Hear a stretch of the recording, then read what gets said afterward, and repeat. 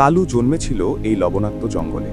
ছোটবেলা থেকেই সে শিখেছিল কিভাবে কাদার মধ্যে পা না ডুবিয়ে চলতে হয়, কিভাবে নদী সাঁতরে পার হতে হয়, আর কিভাবে মানুষের থেকে দূরে থাকতে হয়। কারণ মানুষ যে খুব ভয়ঙ্কর তা জানে কালু। একদিন দুপুরবেলা, সূর্য তখন অস্ত যাচ্ছে, বন নিস্তব্ধ। তিনজন জেলে কাঁকড়া ধরতে ঢুকেছিল গভীর জঙ্গলে। তারা জানত না কালু পাশের খাড়িতে গা ডুবিয়ে বসে রয়েছে। কালু জানত মানুষ বড় বিপজ্জনক। কিন্তু পরন্ত বিকালে নদীর হাঁটু জলে উপুর হয়ে কাঁকড়া ধরতে থাকা এক জেলেকে হরিণ ভেবে ভুল করল কালু।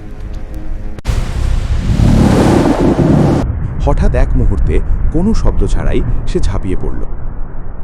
ছোট শরীর, কিন্তু আঘাত ছিল বজ্রপাতের মতো। অন্য দুজন কিছু বোঝার আগেই সব শেষ।